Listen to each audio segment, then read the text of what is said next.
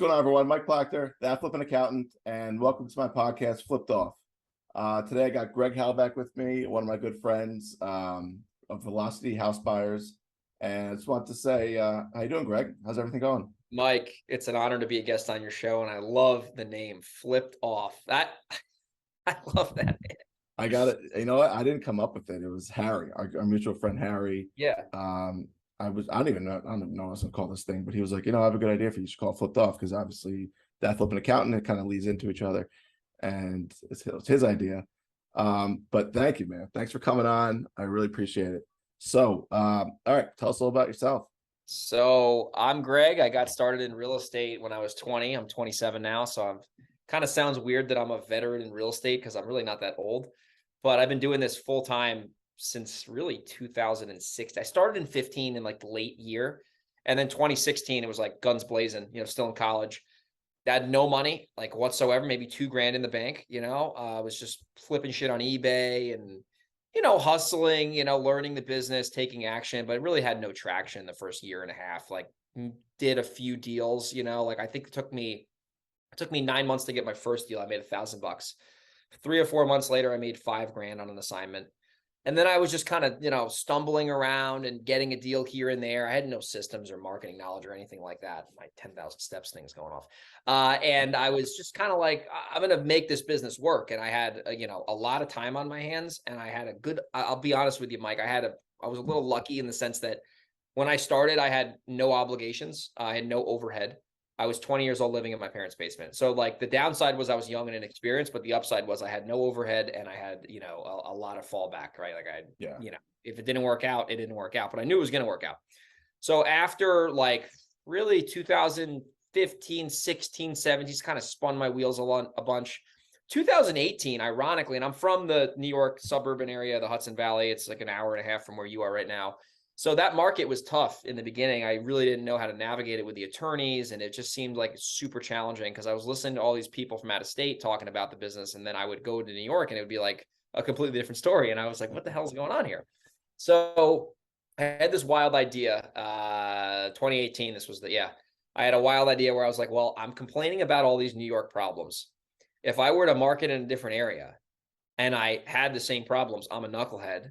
And if I market in a different area and it's easier, then I'm a genius, right? Figuratively. And I said, okay, I'm going to pick Dallas, Texas, because I was in a mastermind. I'm still in that mastermind called Investor Fuel, based out of Dallas.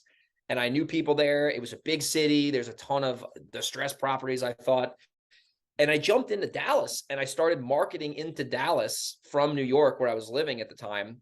And, sure as you know what, like 90 days later, I started getting serious traction. But this is way before cold calling and texting were like household marketing channels. And I mean, we were like 1 out of 6 leads. I'll never forget, like 1 out of 6 leads was turning into a deal. And this is why I'll get into the details, because most people don't share the details. That's what the gurus don't tell you. So what I was doing was I was going into Dallas. I would get a tax delinquent list from realacquisitions.com.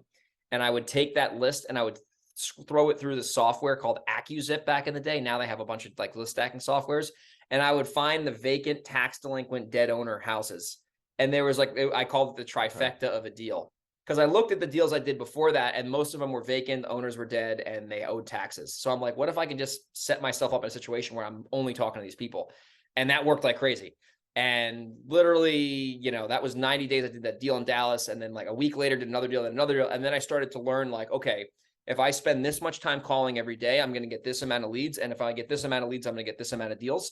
I was JVing these with another guy because I wasn't in Texas. So I needed someone on the ground to help me. Started wholesaling a bunch of houses down there, making some serious money, started saving a lot of that money. And then we started buying the properties in cash, like no more. Like the first like 3 or 4 or 5 properties I bought were straight cash with a partner. Because in Texas, it was like so cheap, like especially back then, it was like, we're buying stuff for 30, 40, 50, 60 grand, and we're splitting that. So it really wasn't that much money. Closing cash, flipping the properties, doing wholesales, doing little rehabs here and there. At that point, I moved to San Diego. I'm kind of going fast here. And then so I live in San Diego now, doing deals in Texas for the most part. And what happened, Mike, is I realized that my little niche of these vacant property, like tax delinquent things, there was only so many of them, even in Dallas. Like there's a lot of people in that metro, but there's only so many of these distressed properties. And I started to Yeah. realize that my prospect pool was getting really thin because all those leads that I had were already in my database. They either didn't want to sell, or I already bought them, or I couldn't get in touch with them. So I was starting to be like, oh my gosh, the glory days might be over here. Oh my goodness. But I had some money at that point and some experience. So I actually started investing back into New York, out of all places, because I knew the area. I'm from there. I was doing deals here and there while I was doing the Texas stuff. But I started to really grow my business in New York, Velocity House Buyers. We started to buy like real, like, respectable amount of volume, I guess, and manage the whole thing basically from living in California, which I still live. I'm basically half-time, a part-time New York, part-time California guy. But I was able to virtualize the business to where I physically didn't need to be anywhere. And I can conduct transactions, whether I was flipping them, renting them, or wholesaling them, without ever seeing the property. And that was a big thing for me, because I wanted this like location independence. By the way, that's a myth because you're still tied to your computer. Ask me how I know. But I wanted to be able to like not have to physically go to the houses, because I personally don't like going to houses. I'll do it every once in a while if I need to, but I like being able to conduct my business on the computer, on the phone, because it's the highest and best use of my time now, managing my team. But that's my backstory in a nutshell. At this point, our business is going to we'll close probably 50-ish deals this year, around there, depending on how the year shakes out. So we do a respective amount of volume in the New York area. We also buy in Delaware, and I buy a handful of stuff in San Diego. Maybe every 4 or 5 months, I'll pick a flip up or something, or we'll do an assignment. But I'm not a high volume guy, like doing 100 or 200 deals yet. But I've definitely have a lot of experience to where I've done, probably 125 deals at this point, like closed, funded. So I definitely got some experience that I can share with your listeners. That's my backstory in a nutshell. I think you touched on every one of my questions, so we can just end the podcast now. So, oh yeah, there we go. 10-minute podcast. Keep the change. Flipping off. No, no, that was great, man. So I guess there's like a bunch there that we can unpack. But like first, we talked about like the virtual wholesaling, from San Diego, or sometimes I see you in New York, obviously. But most of the deals are in New York. Yeah, virtual. Yeah, like I see you like. So what? I guess you said you ran out of inventory in Dallas, but like I guess why'd you pick? You went back to your hometown, like your area, so you know it, so you wanted to do that. And then I guess really I want to know though is the remote. Like I mean for me, I guess the way I was trained from my coach, like going and seeing the properties, taking them down myself, not necessarily wholesaling as much like you do, but like really just wholesaling as a strategy, but not as like the business. But you're just pretty much wholesaling. You'll take down rentals and do flips too, but it seems like you're doing mainly rentals remotely. How is that? Like that seems like very logistically, but I don't know how you do it. The rentals or the wholesaling remotely? No, let's talk. I guess the wholesaling, because it's like we were talking about the property just now. I went to go see the guy that just blew me off. Like how do you deal with all that stuff? Who's going to see your properties? You're in San Diego. It's like there's a lot. That's a great question. Let me give you an example on a deal we just locked up and we got a buyer for today. Okay, so this is in Connecticut. So the New York, Connecticut, New Jersey, it's all like the same fucking area basically. So it's Pennsylvania. It's all the same thing. Yeah. So we got a house in Hartford. It was a 2-family, and I'll tell you, I'll say the story first, and then I'll make the point. So Google ad lead, Brett basically got the deal. I got it signed up with the seller because there's all like legal terms and shit. So I got the thing under contract. I knew the property was worth like $350. Okay. The seller was asking like $200, right? And it needed a big rehab. It's got some fire damage, but there's still some spread there for someone to make some money, especially if they flip it or rent it or whatever. There's enough meat on the bone to entice an investor. So I knew that if we can get this property, because I knew I could probably sell it for about $200 to a cash buyer. So I knew that going into the deal, and Brett told me about that. I said, we need to offer the seller in between 160 and 180. We can sell it and make some money. Most likely. That was my projection. So we didn't ever go to the house because we already kind of knew, given what it was worth fixed up, the 350, and given their low asking price of 200, there's some sort of spread. There's a 150K spread there. Obviously you have renovation, you have soft costs, but there's still a profit to be made, about probably 35 or 40 grand, about 10% of that ARV, a little less than that. So I knew it, and I went on the MLS. I have the MLS in Connecticut. So I looked at all the junk properties in Hartford in that area, and they were all selling like in the low 2s, mid 2s, so I kind of knew like that's what an investor would pay for a dump, basically. So we had the seller sign the contract without ever seeing it. I looked on Google to make sure it was like a standing structure, right? And then I had someone drive by to confirm that it wasn't burnt to the ground like a marshmallow. And then we said, okay, we're going to have to sign a purchase agreement. So we signed a purchase agreement. And then this is where a lot of people screw up, is we didn't immediately go in and get an inspection or get someone to take pictures. I want to make sure I have a customer first before I invest that kind of money, usually. So I went on and this is in Connecticut. So I have a little baby buyers list there. There's a shitty Facebook group that doesn't really work. So I went on the MLS and I looked at all the cash deals that went down and I texted the buyer. This is the key here. This is a nugget, by the way. You could just take this tip right to the bank. You text the buyer's agents, not the listing agents. You don't want to speak to them. You text it because the buyer's agents rep the buyer, right? So I texted like 7 buyer's agents and I'm like, hey, I saw you sold X. I got a property down the street. I got to sell it for cash. Do you have a client who wants to buy this thing? And sure as crap, a bunch of them responded, but one guy was really motivated, like the agent. He took his buyer there today, went inside. I had the seller meet the buyer there. And I told the buyer, I said, listen, don't screw me over. Tell them, you're working with me, which is true. And keep your lips zipped and give me a call when you're done. He goes there, he sees the property because he's the one buying it, not me. I'm the wholesaler. And we had a contingency in our contract. So the seller knew that we had like a 7-day inspection period, which we made clear in the beginning. So we basically had like no risk and we had the ability to back out if needed. The seller knew that. I'm big on that stuff. We could talk about that later in the show. But the buyer went there with the agent. They liked the deal. We made the deal happen. We sent the assignment agreement over. We got the whole email chain now with the attorneys. But if that deal closes, because you never know in this business, that deal will require probably 3 or 4 hours of my time max, 0 physical presence, like me going. So that's how it went down. Here's the thing I realized, Mike, this is important, but if you're new, you probably will benefit from going to houses because I've been to my fair share of houses. Don't get me wrong. At this point in my career, me going to a house, unless I'm negotiating with an owner face-to-face, brings absolutely 0 value. Me being at the property doesn't make a difference. The numbers are the numbers. You're an accountant, so you would know that. And if we can get the same price over the phone via DocuSign, it's going to expedite the sales process. And me physically showing up to that house to show a buyer is maybe a $50 an hour activity, right? Maybe a $50 an hour activity. And at that point, I don't even want my team doing those types of activities because their time's worth more than that. So when you really kind of distill everything, once you have experience, I wouldn't say if you're brand new, you could do this, but it's a little bit easier when you've seen houses and you know what repair costs and ARVs are. Yeah. Me or even Brett, most of the time, going to a house to show a buyer adds 0 value because the buyer's going to see the property. They're going to take it for what it is. And me being there really doesn't do much. And then there's, we generally know in our area what stuff will sell for and what the repairs are probably going to be. We'll get pictures sometimes from them. If I have to send somebody for $75 on Craigslist to take pictures, I'll do that. But when at least in my case, it was a belief that I had to break where I was like, oh my God, how can I wholesale a house without seeing it? Nobody's ever going to buy it. And the seller's never going to take an offer over the phone. And it was total garbage.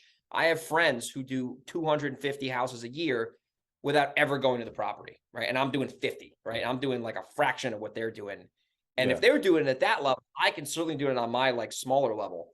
So that was really the belief that I had to break in order to do at least wholesale deals virtually. Now, if you're going to rehab a house, you still don't have to go there, but you need to have a rock solid team. You got to have good contractors who you should probably meet in person for the first time, or at least have someone on your team be there to meet them, whether you're physically there or not. Got to have a good real estate agent who knows the values, who can confirm what you've already kind of discovered. And then you got to have a good, boots on the ground person. Maybe that's someone on your team, could be the agent, could be someone taking pictures, but you got to have a little bit more of a team to be closing on shit virtually. And the thing is, like in New York, like I know that like I'm from there, so I could make a text and, I can get anyone there basically in a matter of hours. And in Delaware, my acquisitions guy lives there. Brett on our team, he lives there. So the reason we invest there is because he's there. So if we need to, see a house or something, it's not a big deal. And in San Diego, I live here, right? So if I got to go see, like I'm buying a deal off a wholesaler next week and I've already been there and I'm going to meet the contractor there, but it's limited. It's very limited in terms of me physically going to houses. And I asked myself this question, Mike, I say, is me going to this property going to really add much value? And if the answer is yes, I'll do it.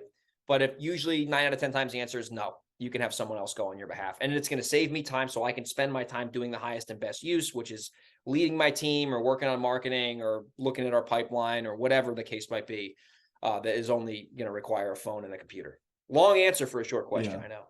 Well, no, I'm kind of dealing with the same thing right now, believe it or not. I got a lead up in Lockport, New York, which is like just outside up in Buffalo. That's way up in Buffalo, just outside of Buffalo. And I'm kind of doing the same thing. I got the contract, everything, put the contingencies in there to get out. And I'm kind of like trying to wholesale it. remotely. I'm not going up there. I have no intention of ever going up there. No, no need to go But up I'm learning a little bit about that market. I think I need to get it a little cheaper. I'm finding out there's no buyers out in Lockport. I don't know if you It's know harder this. to find. Our market is like a unicorn where it's expensive and like, there's sophisticated. Up there is like the Midwest, dude. It's completely different. Dude, it's like if you're in Buffalo, I guess it's different. But apparently, when you're just like outside of it, it's like you said, it's like tumbleweed. I'm Yeah. like I'm like, listen, like, would you buy it at 30? And the people are like ghosting me. A $30,000 house that's fucking 8 bedrooms. Sorry for cursing. I guess I can curse on it's my podcast, but it's an 8 bedroom house and it's like it's big. I guess it's not big if you're living up in Lockport, but it needs some work. I guess I don't know. It just seems like everyone I'm talking to, they don't sound legit. One guy who did sound legit, he's like trying to wholesale it from a wholesaler. I'm like, dude, what are you doing? Like, I just was very frustrated at the process. I got maybe one guy I talked to was like a real buyer. Everyone else, it seems to be either like a fake wholesaler or they don't know what the hell they're doing, or they don't want to There's a buy it lot in general. of cheap markets. Yeah. I mean, I'll tell you, if I had that lead, I would probably go and I don't know if Redfin is up there. If it is, this is really helpful. If it's not, then you probably have to use Zillow or something, but you want to look for all the dumps that sold that you can see through the public records. PropStream you might be able to do this. And you want to look for the buyer's agent who repped the person who bought the shithole. Oh, And you call yeah. the buyer's agent. So I'll give you a quick story.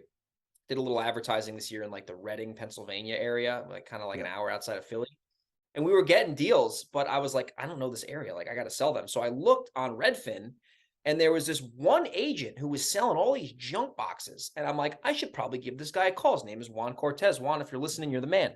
And I said, hey, I got this junk box. You got a buyer? And he's like, of course I got a buyer. And I'm like, okay, here's my price. I was like, what do you want to charge me? He's like, I don't know, $2,000. And I'm like, $2,000 in my head. I'm like, sure. Brings a buyer, no BS. Call him up a month later. Hey, I got another one. Hey, I got another buyer. And that one I bought for $15,000, but that was like on the worst street in the city. But yeah. But like, you want to find the agents usually who have repped the buyers who have closed deals. So there's like a proof of concept almost. When you reach out, at least for me, when I'm calling, like if you go on, like there's a lot of Facebook groups, like, I have a Facebook group and, in the Hudson Valley, and it's like, there's a lot of jerkies in there, as Michael Pinter would say. You just got tire kickers and wholesalers, and especially in Delaware. Oh my God, there's so many morons down there. And if I offend someone, I don't care because it's true.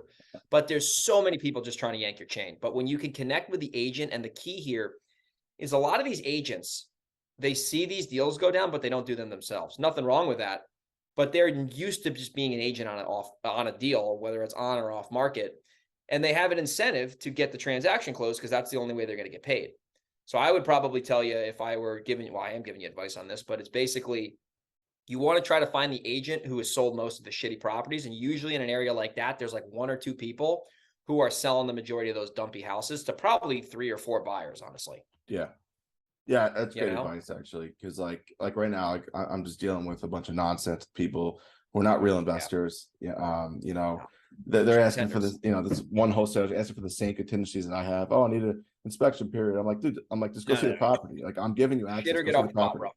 That's what I'm saying. I'm like, dude, are you a real buyer? And so anyway, I'm really frustrated with like. Here's a nugget too. There's a lot of nuggets I want to share on the show, man. This I don't know if it'll give you trouble. It's going to make me sound kind of like an asshole, but I don't care. If you're a wholesaler, okay, and even in this market where it's a little frothy, which anyone could agree with, you want to make the buyers jump through hoops because it's going to eliminate the assholes. Like, and I'm just making this as a general claim. Like, we have a deal now where it's a little, hey, there's a clock on the Zoom. It says 8:23 and it's like counting down.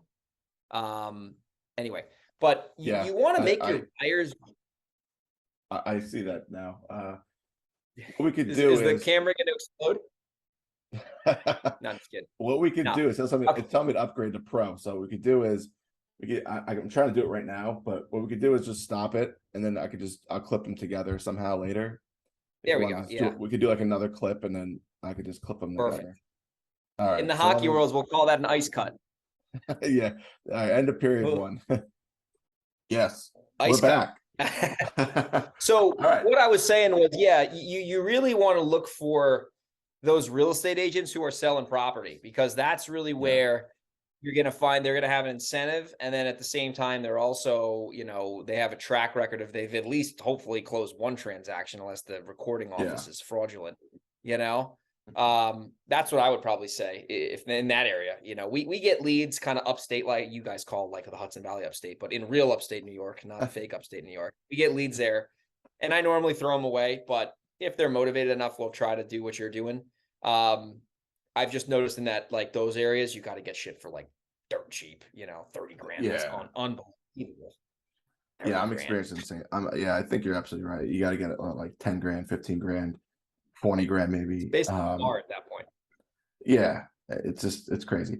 But all right, so I do want to talk about a little bit about, I think like a lot of investors that just start out, the two big skills that I think are very important to learn are understanding what the ARV is and the construction cost. I mean, that's the two things right there, right? And like you're just starting out, how do you figure that out, right? I mean, I think you obviously know very well. I'm practicing too. I'm actually going to take courses on this stuff. I think you got to just be as best you can at this. And I guess, do you have any advice on what you're doing? Like, how are you determining what ARVs are? Did you learn from someone? Or are you just kind of going on the MLS? Yeah. I could talk about this for hours. All right. So the first thing, you have to commit to mastering it, because if you don't do that first step, that you're never going to commit to mastering it. So you have to say, I'm going to commit to becoming a property value expert in my market or any market, right? The second thing I would say is if you have the ability to get the MLS, that is going to be way easier because you have all the data basically from the source, right? And I know our market, Mike, you and I, it's one key MLS one key it works in Long Island, in the Hudson Valley, in New York City. We're in the same market basically. So that's a great MLS system.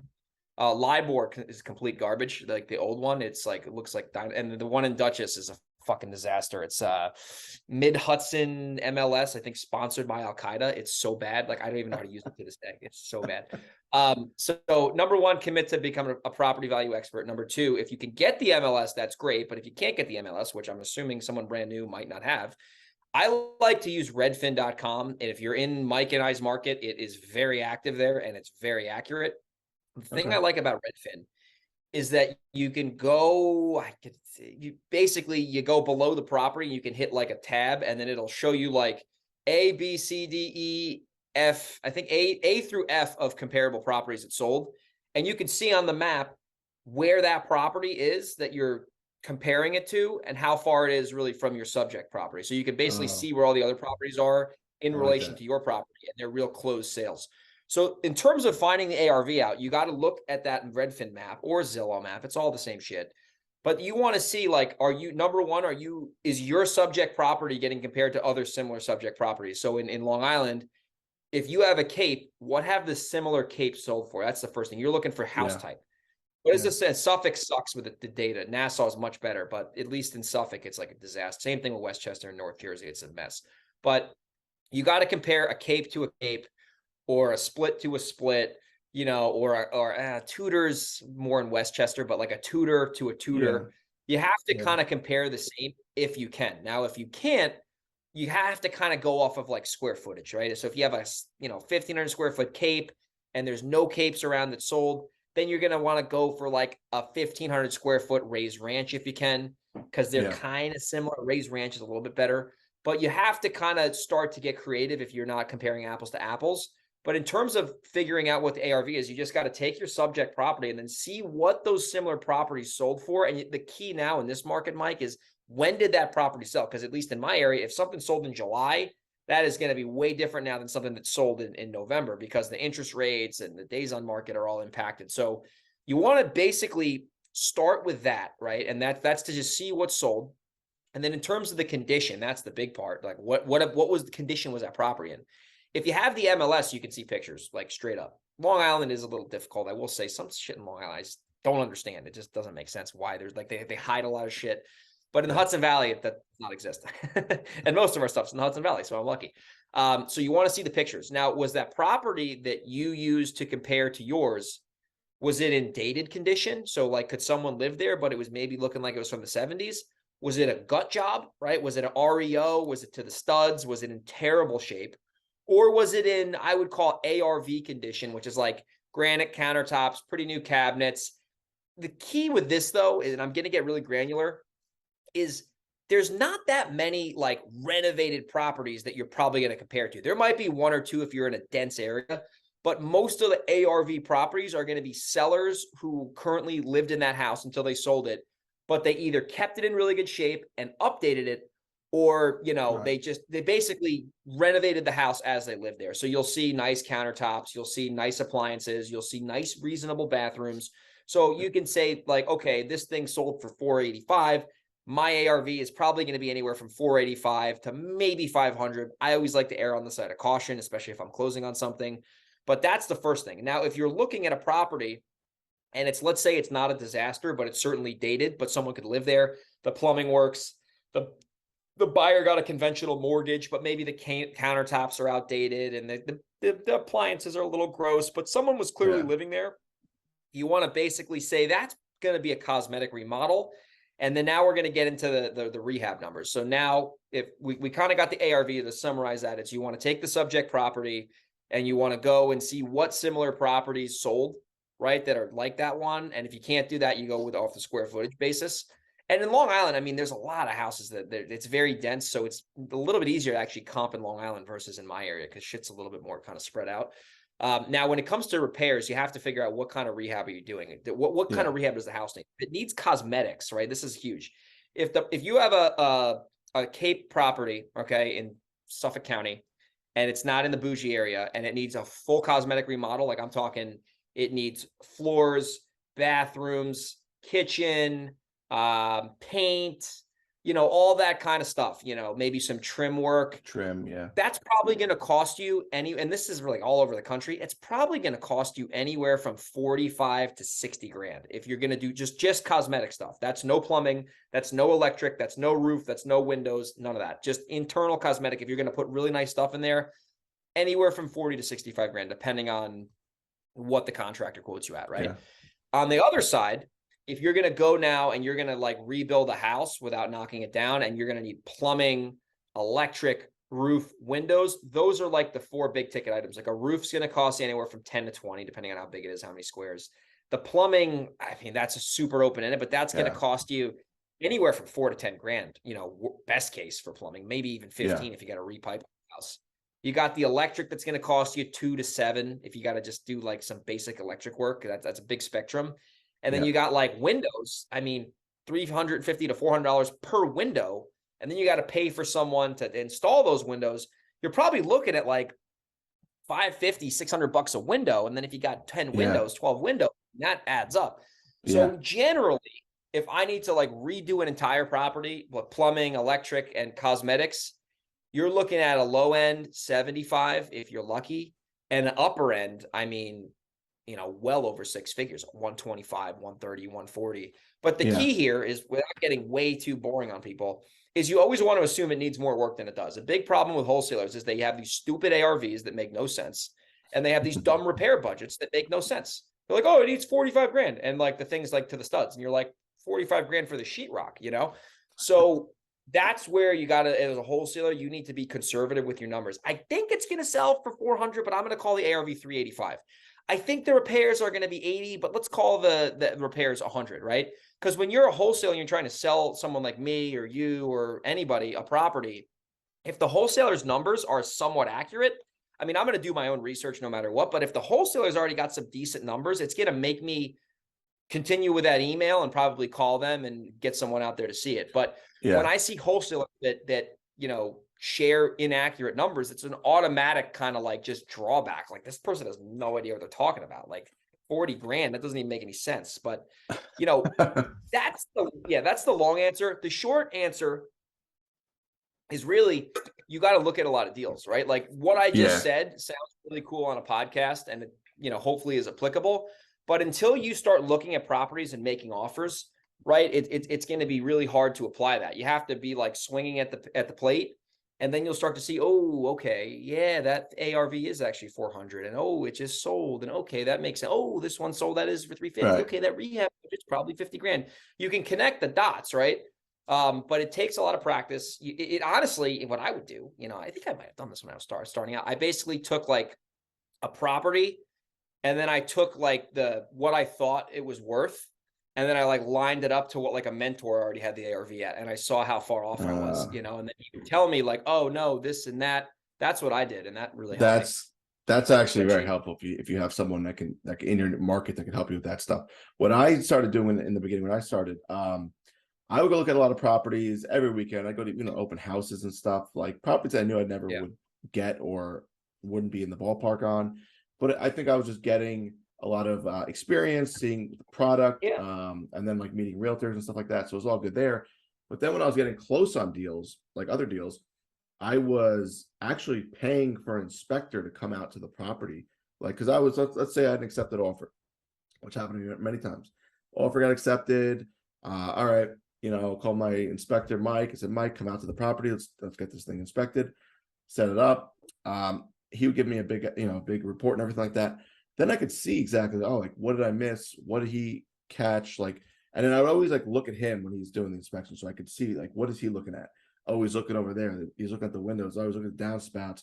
It's all this water dam. All the water is pooling up over here, so it's going Yep. in the basement. Like you got to look at all that stuff. You got to understand. So like you're never going to do that on your own if you're not like if you don't have a construction experience, which I didn't.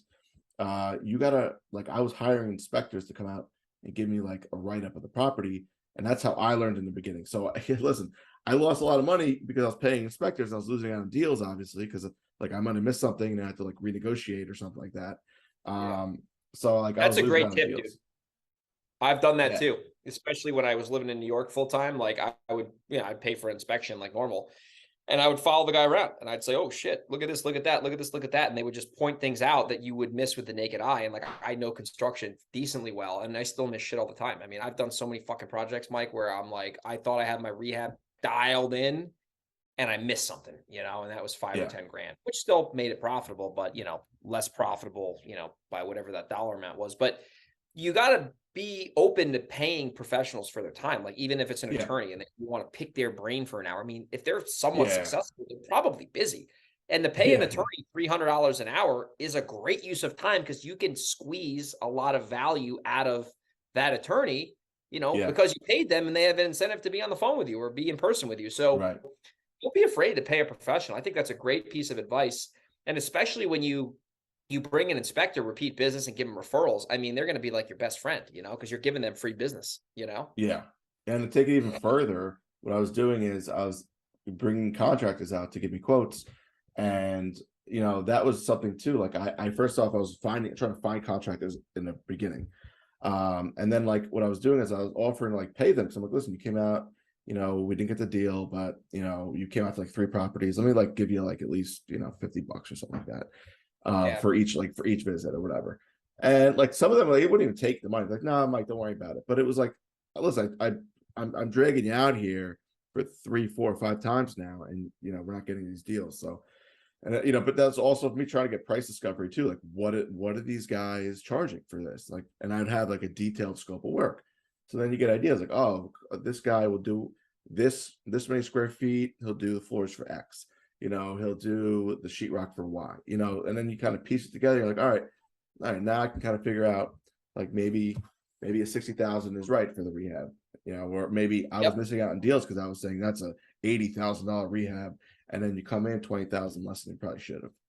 So Yep. that And was then what they I sell did. it to someone else. Here's Yeah, another contractor hack too that will catch them swimming with their shorts down. Is you go and you give them oh man, I have so many things with contractors.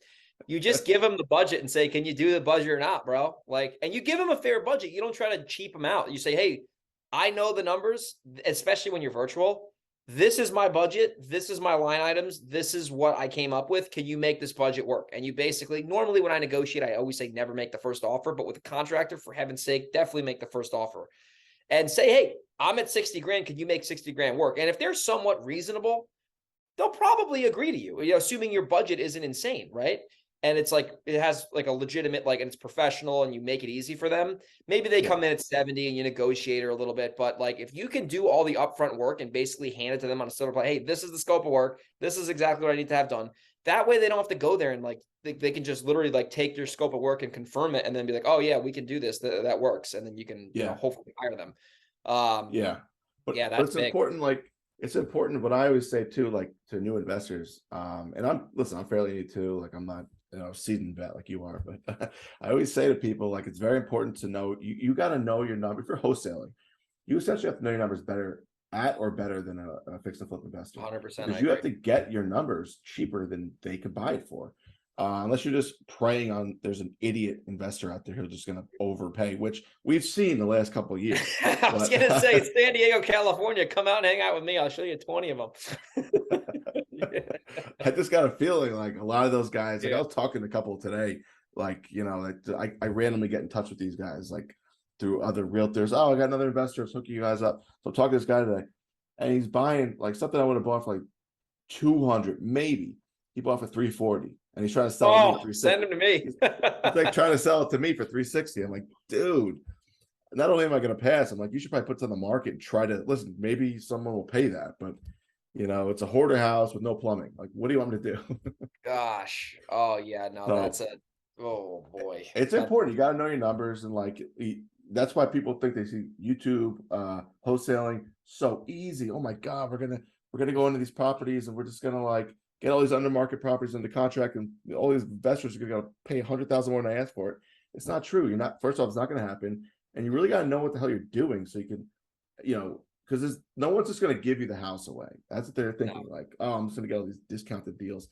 So you got to know your numbers, and because they're going to shop with someone else who does other numbers, and they're going to overpay. Well, they're going to pay more than you could.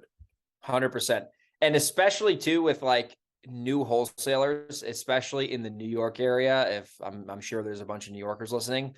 Our market is great, but it's also probably the hardest market in the country, especially like the lower Hudson Valley, Long Island, basically the suburbs of New York City, like the burbs, as they would say. Yeah. If you can commute to the city for your job, you're in our market. That's how I look at it, right? And there's most people in my market commute to the city, right? My dad goes to the city, right? Absolutely. And it's that the thing is in New York is that and this is straight from Michael Pinter, my uncle. He literally says it, and it's so true. The inventory in our area is so, as he would say, homogenous, which is a word I didn't know until I met Michael. And it's because everything was built during certain periods of time, and it's not like, and everything is different. So like, if you're in Long Island, you can have a subdivision filled with capes, and then you can go across a major highway, and there's like a cape, a ranch, a split, a freaking knockdown. Like there's all this shit that's so different. And then in my area, got a lot of houses built like, and especially in the northern part of Long Island or North Shore, there's a lot of like older houses, like where they were built in the 30s or 40s, and in my area, it's the same thing. So if I'm looking at a property and my subject property is built in 1885 and I'm confident the property is built in 1940, 1950, I mean, my property is going to be a little bit more of a drawback because it's just so different. But when you go into these other markets, like I've invested in tons of areas in the country, even San Diego, shit's pretty similar here. I mean, fucking most tract homes are similar, built in the same, Texas is the same shit. It's like just cookie cutter house after cookie cutter house. It's Florida. But you come to the Northeast and it's a completely different market, and you need to know, that there's real differences in comparing it. But the key is once you know how to master the New York market, like they say, if you can make it in New York, you can make it anywhere. It's so much easier if you wanted to go virtual, because you're like, oh my God, like this in New York, it was like, it took me 10 minutes to find an ARV. I go in Dallas and I could see 3 2s at this square footage are trading at this price, like all day long. And it's just, it almost takes the brain work out of it. And even in my area too, I mean, the same thing in Long Island. It's like, you have a lot of properties that have like valued attractions. They're on a double yellow. They're across from a cemetery. They're next to a warehouse. Like that doesn't really happen in a lot of other school. Oh my gosh, school district. That is like the big black swan that'll sink your deal. The school. It's so weird. Like you have some towns that you have 3 districts in like a very small, like Massapequa. Like you got Massapequa. You can be in Amityville. You get like a block over in Amityville. I think Farmingdale, like Levittown's another one. There's like Seaford. There's 3 districts in Levittown. If you're in Levittown, you could technically be in Seaford, and I think even Plain Edge. So it's like 5 districts in one town. It's like ridiculous. In one area, and you would never know if you were not from the area, like what that is. Like you could think the area. I'll give you an example on that. This is a good one. New City, New York, Rockland County, big money, expensive, 30 minutes from Manhattan, door to door. Right. This property, we didn't end up getting the deal. It fell out of escrow with a probate issue, but the property was in the shitty school district, East Ramapo, which is a disaster school district. Okay. And then across the street is Clarkstown. My dad went to that school district, and that's like bougie, nice, 6 schools, same house across the street, $50,000 difference in value at least. Wow. Right. And you would have Wow. never know across the street, bro, like across the freaking street, and it's like the little things like that you need to know. Oh, dude, it's even worse on Long Huge. Island. Sorry to cut you off. There's literally on Long Island, it's like Garden City. You have $1 million homes. You literally cross over one street. I don't know if it's Hempstead, the train tracks over there, but like whatever it is, you cross over like literally one street over, you're in Hempstead, and yourself like shithole. 300,000. Yeah, it's like $1 million I drove difference. from Hempstead to Garden City, and I was like, it was almost like you're driving in the hood, and then you like cross, and there's like a bunch of trees, and then I'm like, oh my God, this is beautiful. And like Mike It's Pinter was like, yeah, did you crazy. see that? It's fucking crazy. Next It's door. crazy. Yeah, yeah. It's Why really is that? unreal. Hempstead is a dump, dude. It is nasty over there. It is nasty. It It's just is. gross. I don't know. It's just a school district. Like people are like, I don't want to put my kids in that school district. So, and Garden City is such a great school district. Athletics are unbelievable. So it's very desirable. And I don't know how that ever happened over time. So it just is what it is. Crazy. Yeah, man. All right. So I want to get into the marketing strategies, right? So like what are some different marketing Yes. strategies that you use in your business? I know you're using a lot of direct mail. You're very big at that. It's probably maybe one of your most successful marketing strategy. I know you do SMS. For And sure. just tell me like what you're doing. Yeah. So chloroforming sellers. I'm just kidding. So what we do.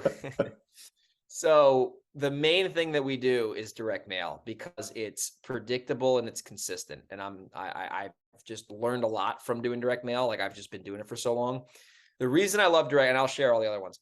Direct mail I like is because you can basically control it within reason. So you can send a certain amount of mailers out, and worst case, you're going to get a certain amount of calls unless you completely fuck the campaign up. And out of those calls, you're going to get a certain amount of leads. And over time, those leads will go full cycle and you turn them into money. And they're generally decent leads after you weed out the bullshit. Like half your calls are going to be fuck you, taking off your list, jump in a pool of piranhas, as Mike Pinter would say. But then the other half are like people who actually might have a house for sale at a discount, right? Because they you got to think with direct mail, the response rates are like, 0.5% if you're good. So pretty much everyone's throwing the thing out, but the people who are calling, who are that subset of the people who don't want to get removed from the list, they generally have some intention. They generally want to sell. So I like that. And you can consistently do it over and over. You can say, I'm going to mail for 8 months and this is my budget. I have it set aside and I'm going to track my numbers. And, you've been to some of our web trainings on how we do that in a systematic way. And it's really easy to systematize, in my opinion. Setting up call numbers and using it's just really easy to systematize once you really get good at it. So I like the predictability of mail. Second thing we do a lot of is internet marketing. So we bid on Google Ads keywords. Like we have Google Ads campaigns going. Okay. We get SEO leads that we get organically. We buy SEO leads from a company called propertyleads.com. And then we buy leads from this company called Need to Sell My House Fast. They're like an online lead gen company. They sell leads and you got to bid on them and whatever. But we get web leads from those 4 verticals: PPC, SEO, buying the lead from SEO, and then buying the Need to Sell My House Fast leads. Those leads generally are better. However, there's more competition because they're usually searching a few different people. And if you get really good at it, you start buying a bulk of traffic, you get the same lead from like 3 different websites, which is a little ninja secret. Like if you buy the Need to Sell My House Fast lead, then you buy the SEO lead and they come to your site, you eliminated 3 competitors because they're calling you competitors. That's very smart. Yeah. I mean, it doesn't happen every time, but it certainly happens sometimes. So those people are generally going to be the most motivated, but they're going to be, if you're brand new, I think the benefit is that you need to speak to less people, but the drawback is they're fucking expensive. I mean, sometimes we're spending $600 a lead, sometimes. So, there's pros and cons to that, depending on how you're doing it. I would say if you're brand freaking new, I would probably, if you have to have a budget for this, you can't just do this willy-nilly. If you're going to do it willy-nilly, you have to go the organic, SEO and put in the SEO work, which is time consuming. But you can probably in 6 to 9 months start to get some leads trickling in the door, and then it's just going to get better from there. If you want to spend money on Google AdWords in our market, you're probably looking at a bare bones minimum of $2,500 a month, or else it's just going to be a disaster. Because the clicks are expensive and the conversions are, you have to, if you got a 10% conversion rate, you're crushing it, So just the math just predicates on you need to have a decent budget. And then need to sell my Wow. house fast. Actually, those are pretty good. You know, if you're brand new and you have like and you're willing to spend anywhere from like $100 to $200 a lead, you know, like all in, you literally just buy the lead. Like they send you the lead, and then if the lead's garbage, actually, if a seller, this is the thing I like about needing to sell my house fast.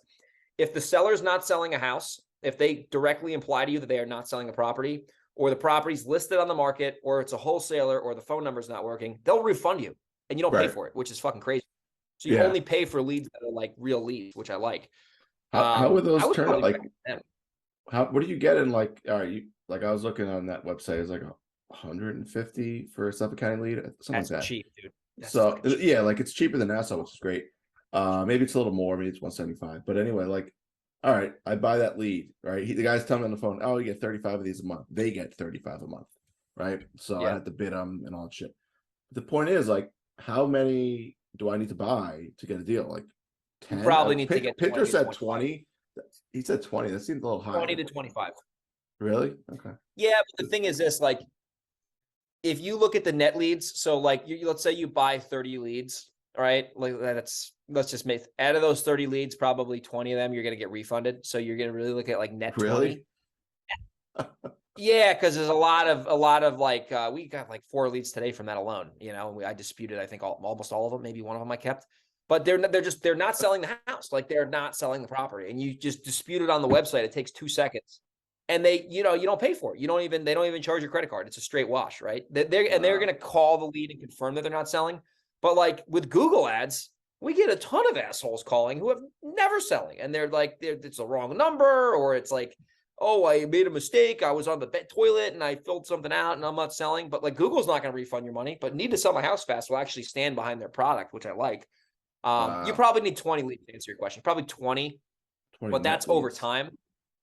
Yeah, probably 20 net leads. Because think if you're getting 20 net leads, you're probably going to make 15 offers. You make 15 offers on a Right. lead like that, you probably get a house out of that. But the thing I like about that is it takes all the brain work out of like running Google campaigns or doing SEO. Just buy the lead, and $150 a lead is actually fucking cheap. I'm not surprised in Suffolk it's 400, you know, because in San Diego it's like 450 or something. It's crazy. Wow. Uh, Okay. oh, dude, there's another market. I was just asking the one guy, like, why is it? He's like, yeah, in Spokane, Washington, it's like 875 a lead. I'm like, what the fuck's going on in Spokane, Washington that's making them almost $1,000 a lead? But I'm not bidding on that shit, so I don't really care. But those are the internet leads. And then the second thing or the third thing we do, well, there's four pillars. We got the mail, the internet leads, and then we have the texting leads. So we're just the data that we're mailing, we're just sending them text through launch control because we're figuring, okay, if they don't respond to mail, maybe they respond to text. Kind of like the omni-channel marketing kind of we're doing. So, you know, we're getting a lot of texting leads recently. Where they, and the thing I like about texting leads is that it's pretty instantaneous in the sense that like you're going to send text and you're going to get responses like right away. Most 95 to 99% of those responses are like, F you, stop, take me off your list. This is a spam. But I mean, we have an insane ROI on texting. Like we've done well over 6 figures just this year, just from texting. I've probably spent 25 grand max on that with the software and the skip tracing. So to me, it's a no brainer to keep going as long as it's producing. That's our texting pillar. We're just texting the same shit we're mailing, all the lists.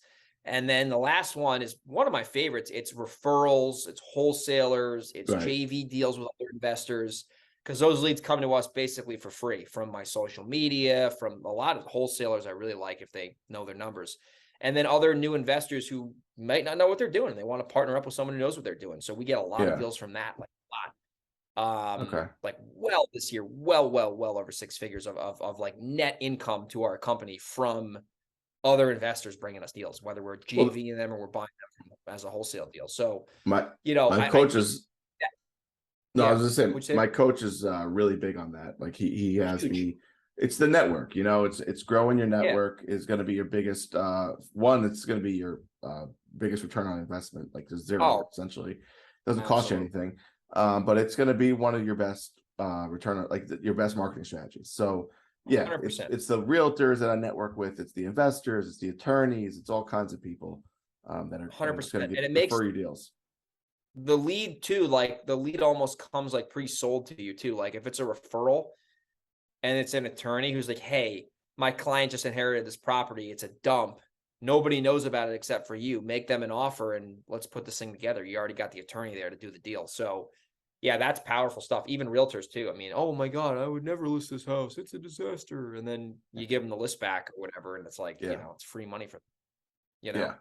So I want to see if we can, we have we're on the clock. I don't know if you can see. So I want to see if we can get this question in. I think we can, and then we'll go to round 3 and we'll wrap out the hockey match.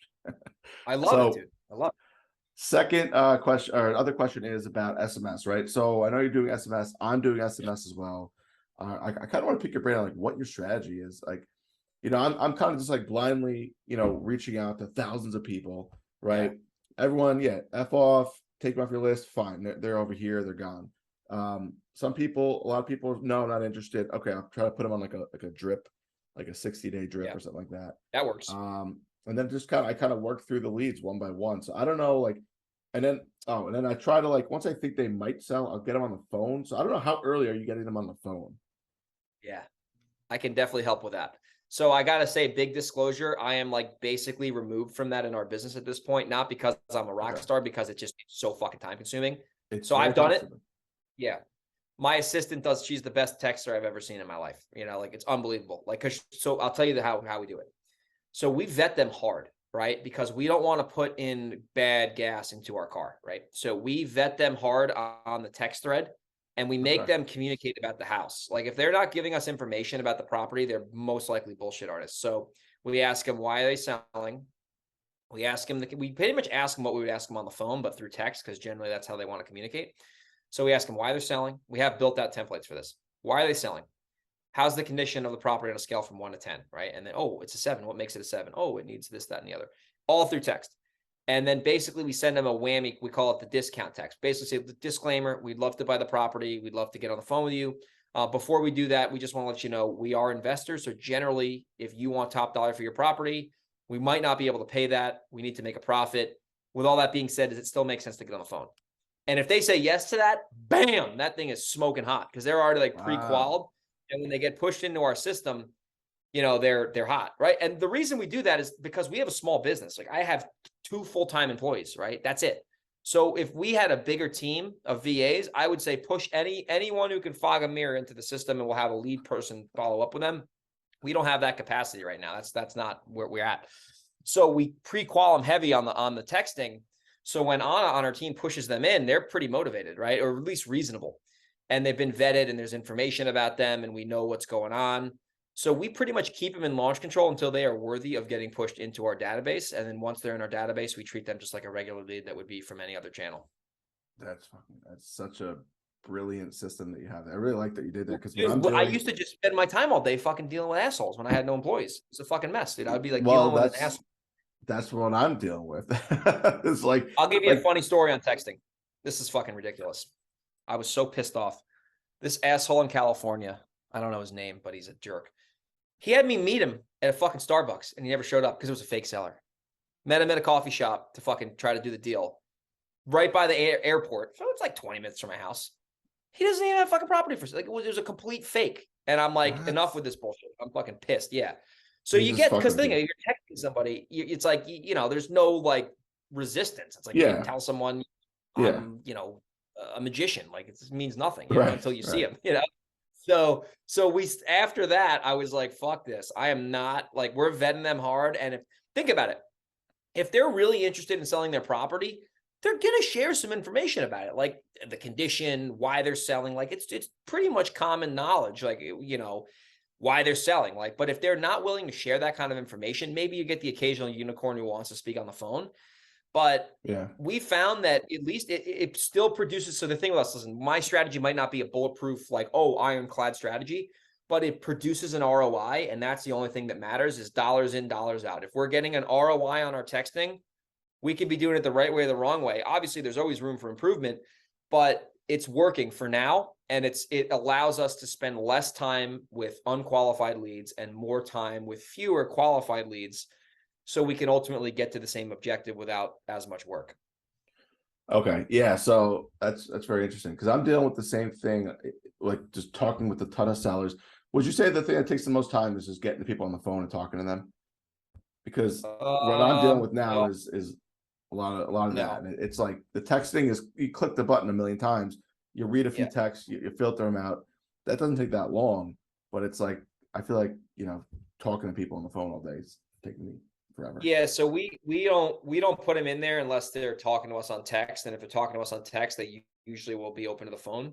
Sometimes that calls 3 or 4 days later, but we don't just jump to get them on the phone because we know that Okay. most of those people, if they're not pre-qualified, they're just going to be a waste of time for Brett, and he's fucking busy as shit.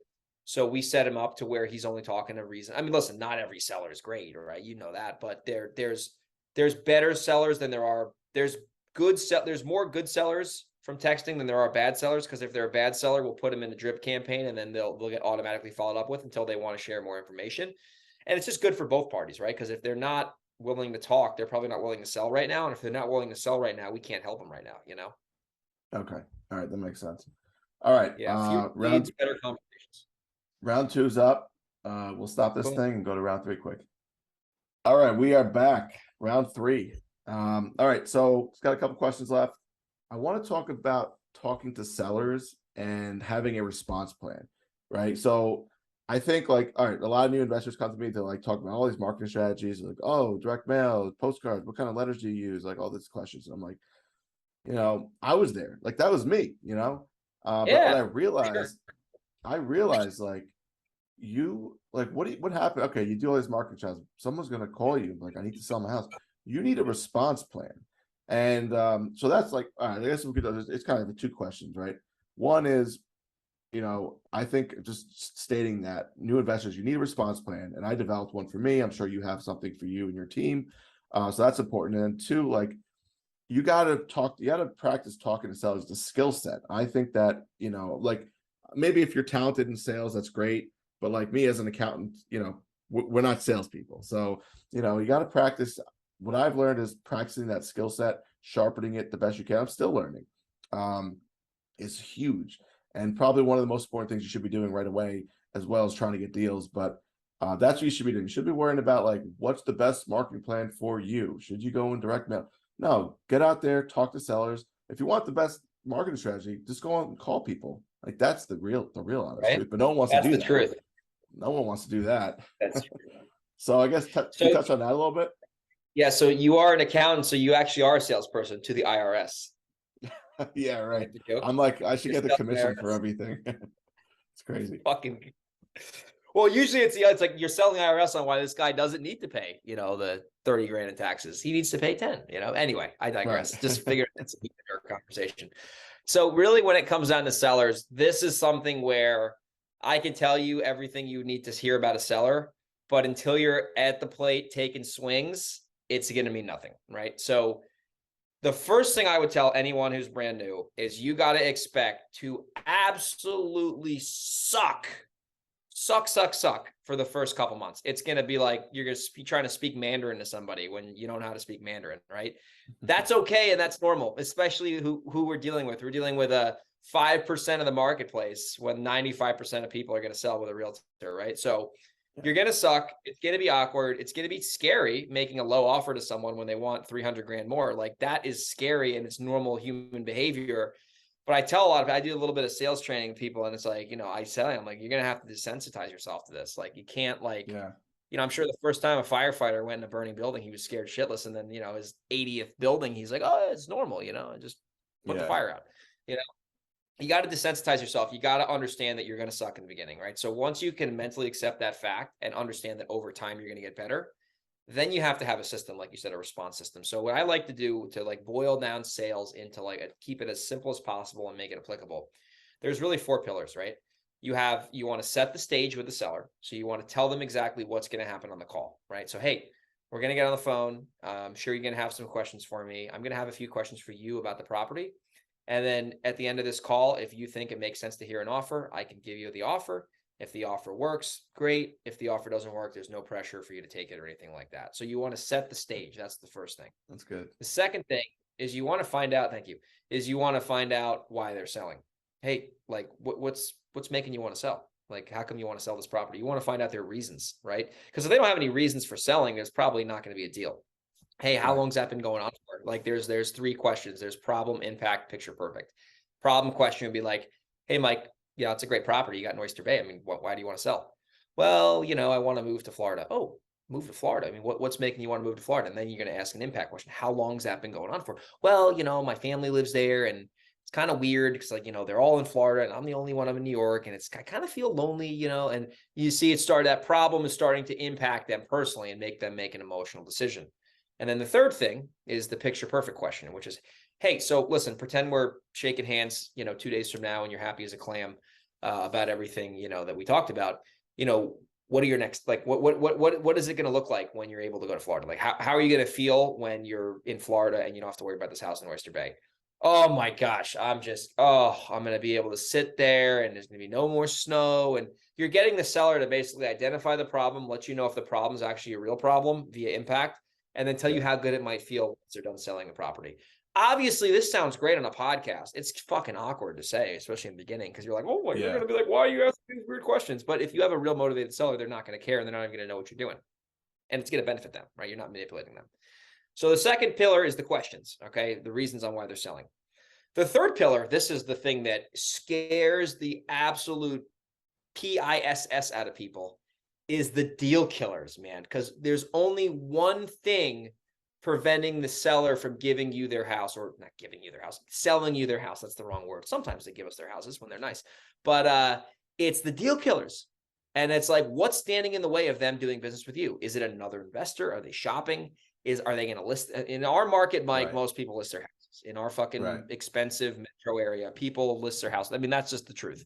Right. Is it the realtor? Are they going to list their house? Is it another investor? Are they competing for the highest bid? Are they maybe going to keep the property?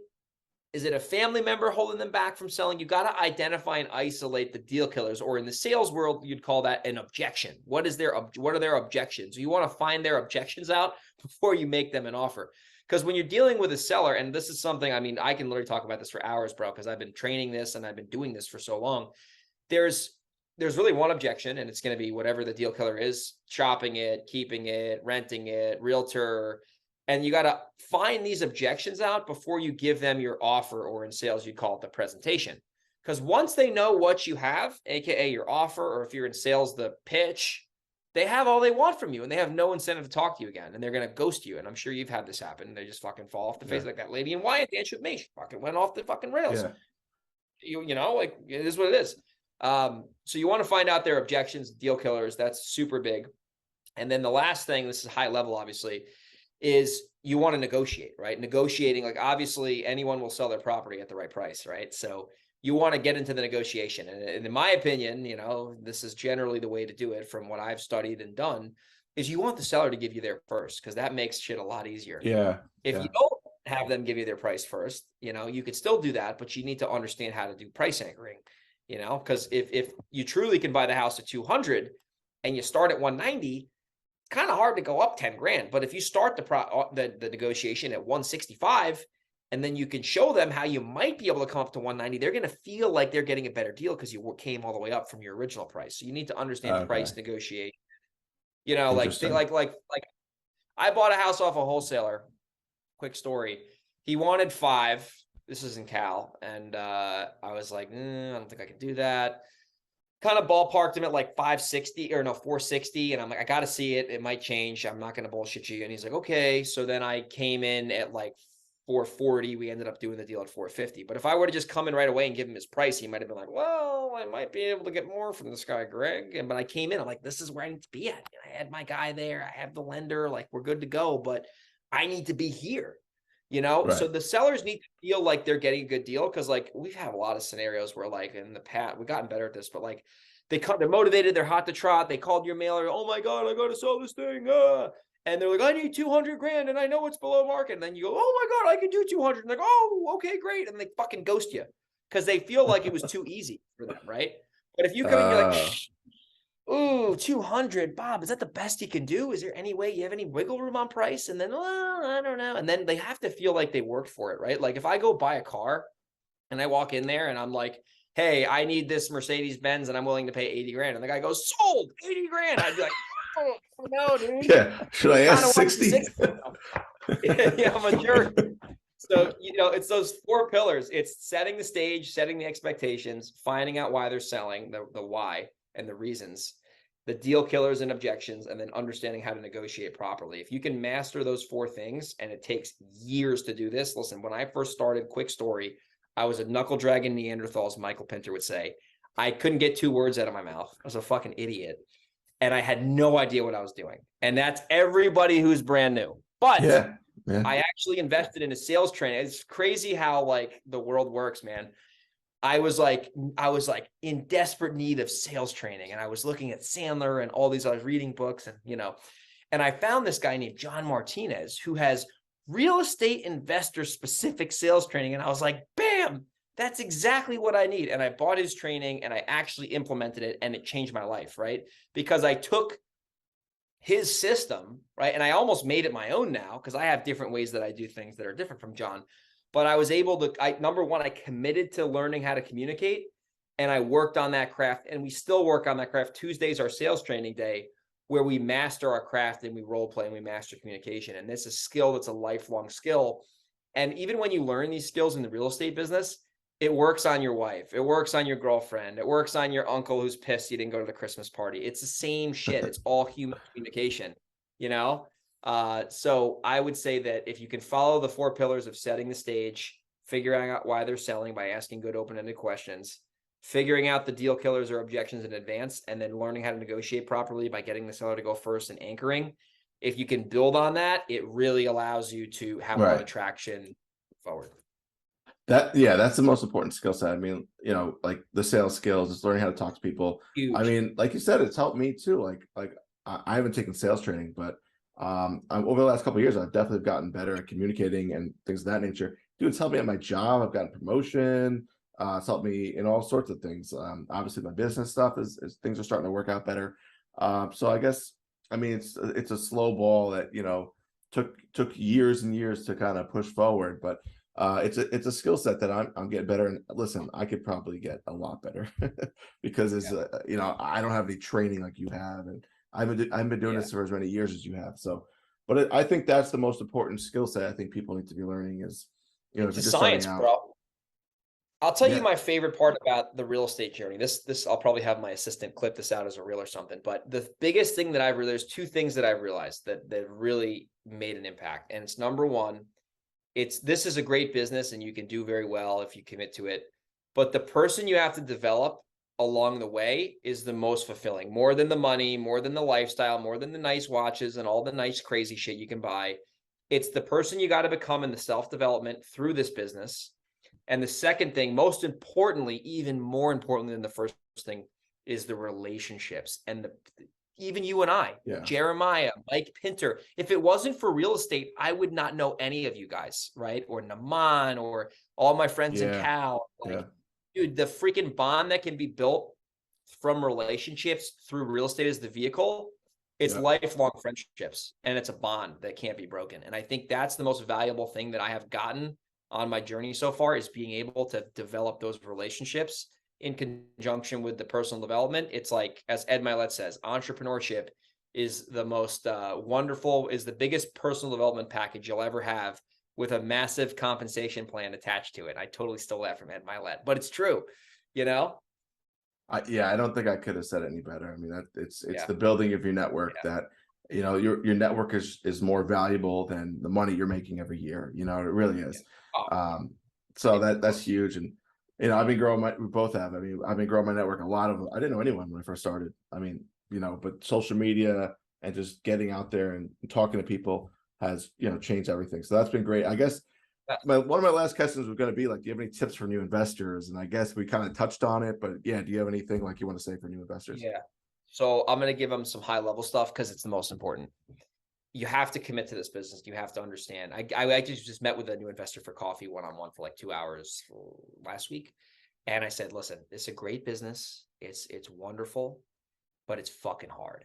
It is fucking hard. And I said, the reason it's so lucrative, I use air quotes if you're watching the YouTube video, is because it's so fucking hard. And if it was easy, everybody, and I'm talking in like a low tone on purpose, if it was easy, everybody would do it. The thing that held me back in the beginning, Mike, was that I had the wrong expectations. Thankfully, I was able to push through, but I thought it was going to be easy. And I thought it was going to be like, oh, every seller was going to sell me their house at 50 cents on the dollar. If you commit to the business for the long haul, and you actually accept the fact that it's hard. And the more you grow as a person and develop skills and your network, the more you're going to grow as a business owner, whatever, the easier your journey will be. It certainly will not be easy, but it'll be easier when you have the right mindset. That's honestly the best advice I can give someone, is because I remember listening to a Sean Terry podcast. I'll never fucking forget this, bro. Seriously. I was like, he was talking to me and I was so broke at the time, struggling. Like, I think I was driving in Rockland County. I was like on Spook Rock Road going, maybe I was coming back from college or something. Never forget. And he was like, I was fucking right by the old hockey rink I used to play at. And I like, when you were emotion stuff, like you remember. Yeah. And he was like, if you commit to this business for the next 3 or 5 years, trust me, it's fucking, it was like speaking to my heart. And I was like, you know what? I'm just going to do that. I'm going to commit. I'm going to listen to what this guy has to say in Phoenix, Arizona. I don't know him from Adam. And I remember listening to that, and he's like, commit to this business and put the work in consistently, persistently, and it'll pay off. And it worked, right? It worked. Obviously, it's never easy. Like the problems I have today are still problems, but they're just different from what I had when I started. Right. But if you can just commit to the process and understand that it's not going to be easy, but it's well worth it. If everyone just took that advice and applied that, there would be a massive success rate in our business. But unfortunately, people hear some guru online talking about getting rich quick, and they think that money's going to make them happy, which it does to a certain extent, but not really. And they have the wrong expectations, and they become a statistic, right? And like the real impact I try to make, and I don't really ever get at this level in terms of like giving genuine advice, because it's usually like tactical and shit.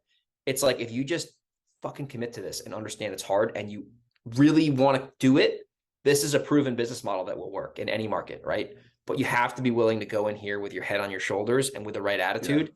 And if you hang around with the right people, you will automatically, it's almost like magic. I remember I went to a mastermind one time, or no, it was a seminar, John Martinez seminar, and I was making maybe 40, 50 grand max. Like this is years ago. And I was like intimidated as shit to be near these people making hundreds of thousands, maybe millions of dollars. And I felt like a fraud, but I was hanging out with them and I was somewhat at their level in terms of at the same networking event, but not at their financial level.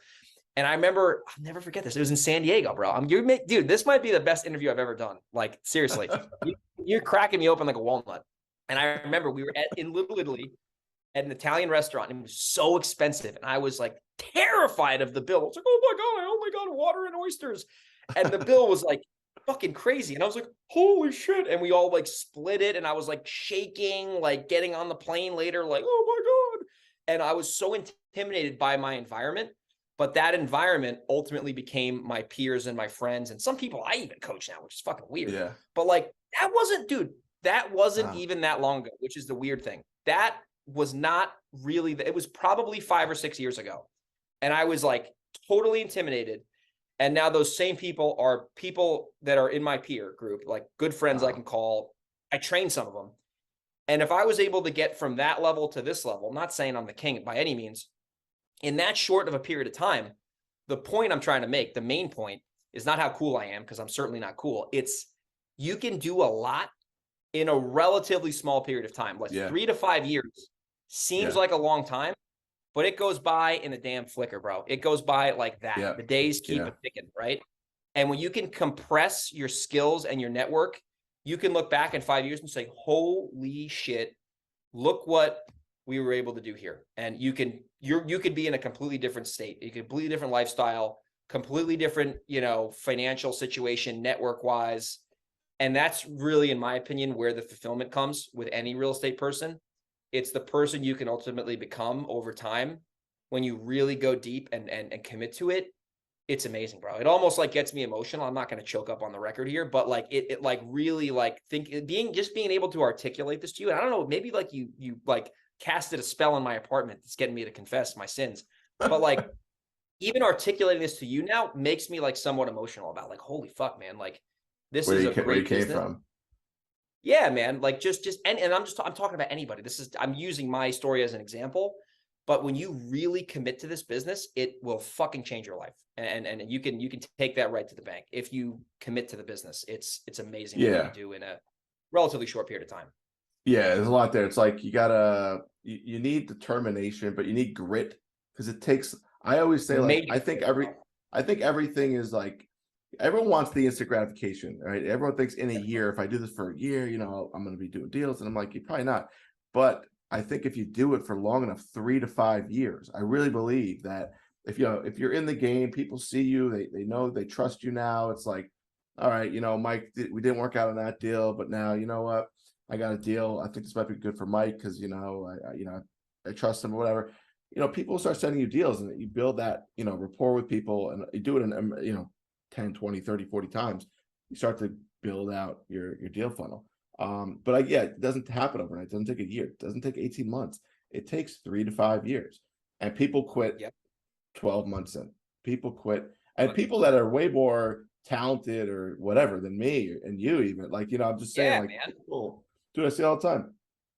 They just don't, they're not willing to put in the extra stuff that what it takes is really what it is. It's what it Yeah. takes. They're not willing to put in, or they think they are, but they're not. And they quit too Let me early. give And you they're 2 talented people. success stories.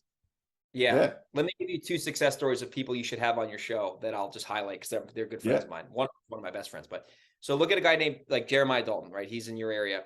He Yeah. was a fucking not accountant. He was an attorney Lawyer. at his Yeah. job, fucking hated it, toxic environment. He totally cool with me saying this. He hated it. He fucking absolutely hated it. He had a good job, making good money, young family.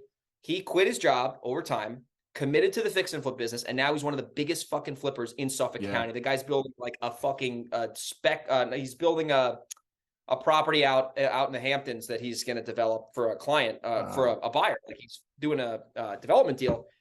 It's a $3.5 million deal. And he was at his job 4 to 5 years ago. And now he's building multi-million-dollar properties and developing is a legit developer. Right. And he's flipped hundreds and hundreds of houses. He's changed his life. Like another guy, I gotta have him on.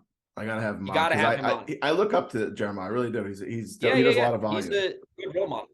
Yeah, Yeah. man. Look what he's done in this short period of time. It's unbelievable. He's we talk every day. Like he's one of my best friends, right? And look at a guy, the handsome home buyer guy. He started Yeah. in the business maybe 2015, 2016. He's one of the bigger guys on the island. Like Right. these guys, they might seem like overnight successes now if you didn't know their story. But when you actually peel back the onion, anybody who you might think is successful now started from somewhere. They started from probably humble beginnings or no momentum in business. And they were able to build in a 3 to 5 to 6 year timeline something magnificent. And it's possible for everybody in any market. And obviously this is probably more applicable in New York, but it's incredible what you can do, and it's a proven model. It's fulfilling. I mean, dealing with sellers isn't great a lot of the times, but you genuinely do help people. Like you help a seller out of a bad spot. You help a buyer get a property, or you're a rental landlord, you're giving housing to the community. Like you really add a lot of value. And I think that goes unnoticed a lot of the times, and people just kind of go deal by deal. And when you really think about the impact that you can make, it's pretty crazy, bro. It's pretty crazy. Yeah, no, that's all good stuff. No, you're absolutely right. All right, before we wrap up, what are your goals for 2023? If you have any, so I got them so far. I got one. This is pretty crazy. So my one goal is I want to net $1 million in income, like net income. That's not going to be easy. Nice. We can't close this year, but it's not going to end up shaking out given the calendar where we're at now. I want to net $1 million, like personally. Second Nice. goal, and this is kind of like a derivative of that goal, but I really want my Brett on my team to make $250,000. I mean, he's going to make around 6 figures now, which is great. That's awesome. But I want him to make $250,000. And that's like an unselfish goal, of like, if he can do that, like that, it'll blow his mind, right? You know what I mean? He's already done really well this year. So those are 2 goals financially. I would say on the rental, from the flipping side, from the rental side, I want to get 10 properties. I've been saying this for years. I've had 8 at one point, maybe 9, but I sold off a 4-family that I ended up losing money on. I want to get to 10 rentals. I got 4 right now, so I need 6. That might be a low goal, but I haven't achieved it because I've been flipping too many houses. That flipping crazy Helbeck. But I want to get to 10 properties, because at 10 properties, with the way I buy them and the way that I kind of do the burr and shit, I think that would really like move the financial needle for me. That's on the business side. On the personal side, man, I want to do a lot more traveling, man. I went to Asia a couple months ago. It was crazy. I want to go back there. I want to go to Dubai. I want to go to the Super Bowl. I got a laundry list of items going. That's so I want cool. to do take my family on a vacation and like pay for it and shit. Like I got all a crazy list of goals, bro. So those are some of my business and personal goals for the next year. Nice, man. That's awesome stuff. All right, man, dude. I really appreciate you coming on, man. It's a great podcast. We probably went like 2 hours on this thing. This might have been I will just say this is probably the best show I've ever done, and I don't know what it is about you. Maybe your Christmas tree, granted us some holiday spirit, but I got to say this is the best interview. You Yeah, cracked right. me open like, Dude, yeah, I'm always afraid these things are gonna last 10 minutes. It's like, I go through all my questions and 10 it's like, wait. minutes. Oh my God, this is amazing, bro. This is a 3-part. We should turn this into a Netflix documentary. You know what? Yeah, right. Yeah, I should call them. All That's right, funny. dude. I appreciate you coming on, and that's a wrap, guys.